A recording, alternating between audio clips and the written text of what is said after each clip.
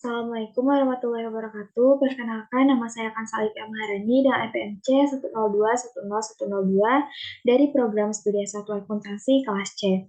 Di sini saya akan memaparkan mengenai analisis desain sistem informasi pada aplikasi Dana. Di sini saya akan menjelaskan sedikit tentang apa itu aplikasi Dana. Jadi Dana adalah singkatan dari Dompet Digital Indonesia yang didirikan pada tahun 2018. Dana sendiri mengusung sistem open platform, yaitu konsep yang menawarkan kerjasama dengan berbagai partner, baik itu secara konvensional maupun secara digital, untuk memudahkan para penggunanya dalam bertransaksi di berbagai merchant. Dana berhasil menggait 120 juta pengguna per Agustus 2022.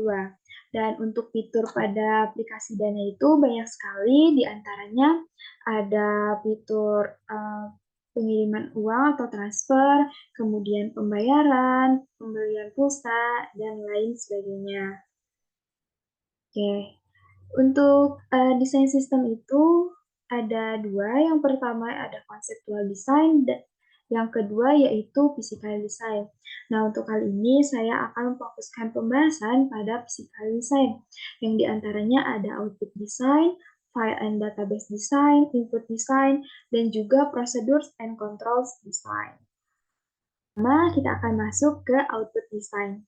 Di sini ada beberapa pertimbangan atau consideration dari output design. Yang pertama yaitu mengenai use.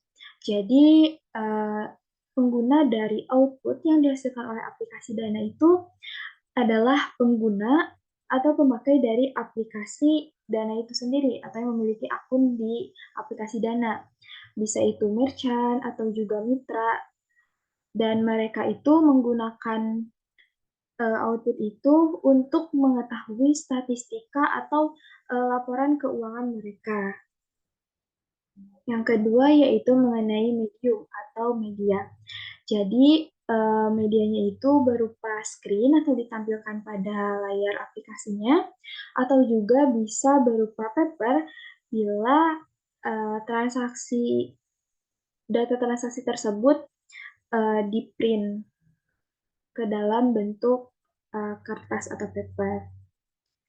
Oke, untuk selanjutnya yaitu format.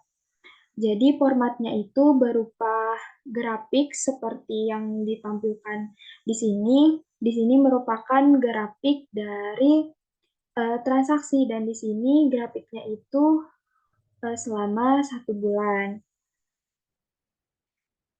Yang keempat yaitu mengenai pre-printed atau blanko. Jadi dalam Dana ini mereka menggunakan pre-printed forms, di mana nanti kita akan memasukkan data-data yang diperlukan. Misalnya jika ingin transfer, kita akan memasukkan nomor rekeningnya, kemudian nominalnya berapa, dan ke bank apa. Seperti itu. Oke, untuk selanjutnya mengenai location. Jadi nanti output yang dihasilkan akan dikirim melalui aplikasi itu sendiri, dan nantinya juga bisa di-download sehingga bisa disimpan pada file device. Oke, di sini ada akses. Akses ini hanya untuk para penggunanya dari aplikasi Dana, yaitu hanya yang memiliki akunnya. Yang ketujuh yaitu mengenai detail.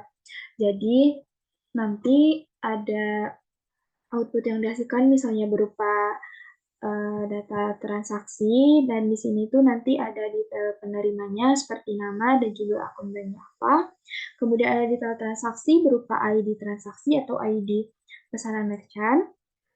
Dan jika outputnya itu berupa statement atau laporan keuangan, nanti akan ada detail berupa jumlah uang masuk dan uang keluar, dan juga nanti uang masuk itu dari mana asalnya, dan transaksi keluar itu transaksi kemana aja. Oke, yang terakhir yaitu mengenai timelines. Jadi output yang diproduksi itu sesuai kitanya, penggunanya sendiri. Jadi kalau misalnya kita mengadakan suatu transaksi, pasti nanti akan ada outputnya yaitu berupa historis transaksi dan yang dimana data transaksi ini historinya itu akan bertahan selama 1 tahun. Oke, yang kedua yaitu ada file and database design. Di sini ada file and database consideration. Yang pertama yaitu medium atau medianya. Jadi untuk penyimpanan data pada aplikasi Dana ini terdapat 2 data center yang nantinya menjamin transaksi dapat terus berjalan tanpa gangguan, di mana penyimpanan datanya itu menggunakan database yang berbasis online atau cloud. Untuk selanjutnya yaitu ada processing mode, yang dimana data-datanya itu diproses secara real time. Untuk selanjutnya ada maintenance. Untuk maintenance memang jarang terjadi, namun ada saja yang dimana nanti akan berpengaruh pada salah satu fitur, misalnya tidak bisa transfer atau lainnya, tapi tidak sampai aplikasi itu total tidak bisa digunakan. Yang keempat ada size. Jadi untuk data yang disimpannya itu bisa banyak, tapi hanya terbatas dalam kurun waktu 1 tahun. Jadi jika transaksi tersebut lebih dari 1 tahun, maka akan langsung dihapus datanya. Kemudian yang terakhir yaitu activity level. Jadi nanti datanya itu akan diperbaharui setiap 1 tahun. Oke, yang ketiga di sini ada input design. Pertama yaitu ada medium atau media.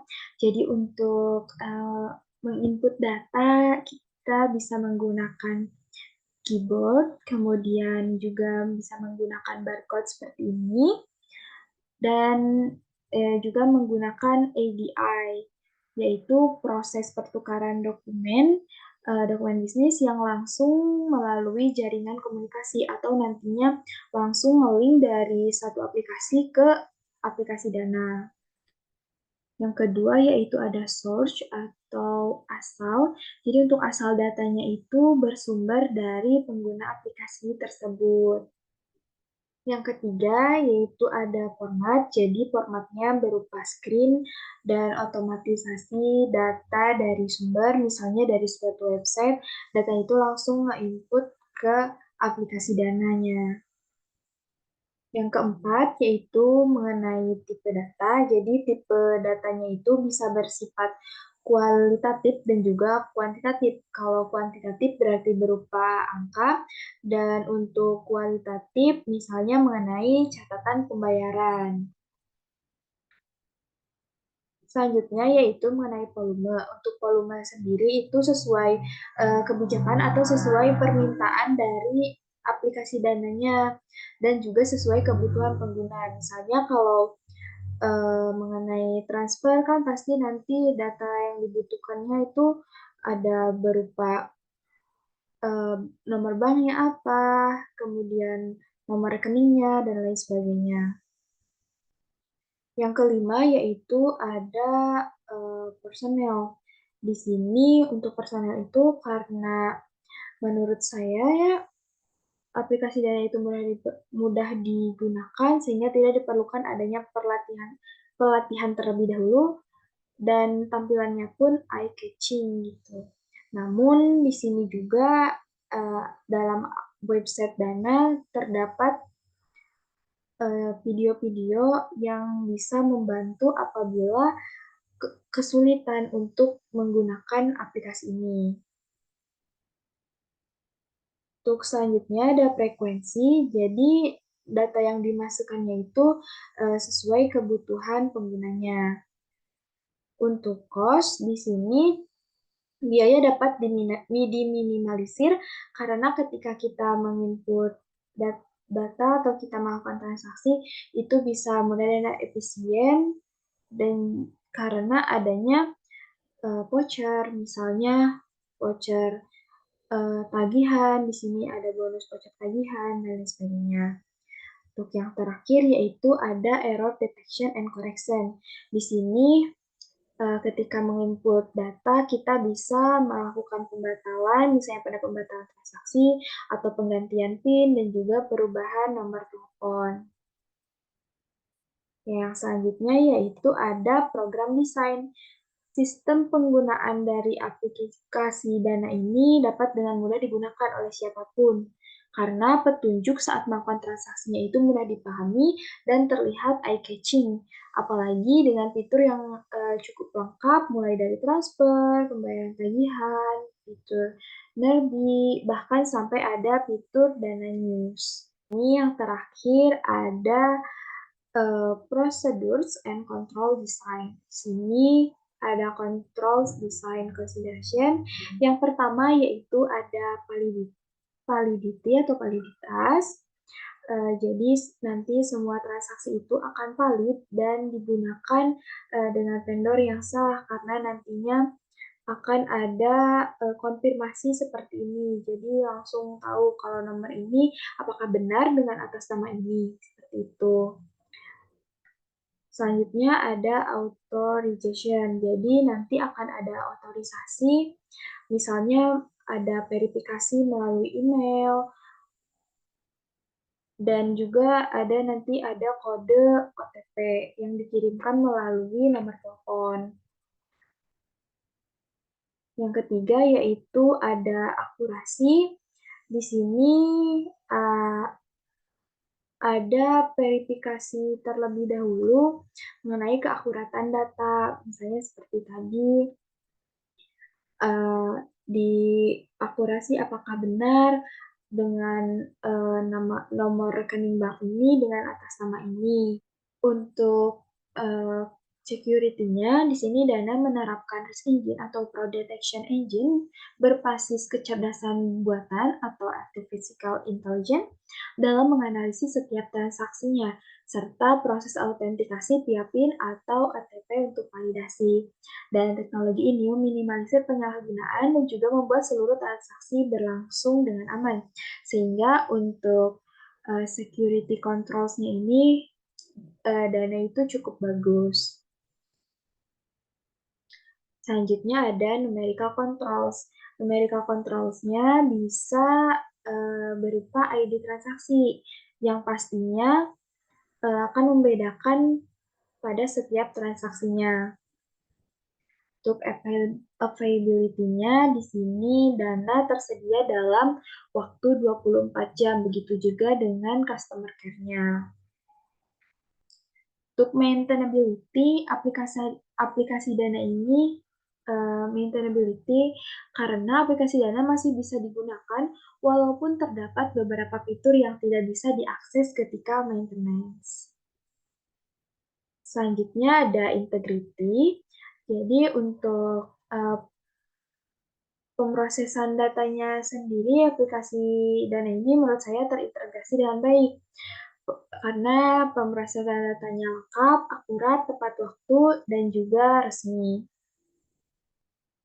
Yang terakhir yaitu ada audit trail. Jadi data historisnya itu akan tersimpan, namun hanya terbatas pada kurun waktu 1 tahun. Tapi dalam waktu 1 tahun itu semua transaksinya bisa ada dalam histori transaksinya. Oke, mungkin sekian yang bisa saya sampaikan. Kurang dan lebihnya saya mohon maaf. Bila taufiq wal hidayah. Assalamualaikum warahmatullahi wabarakatuh.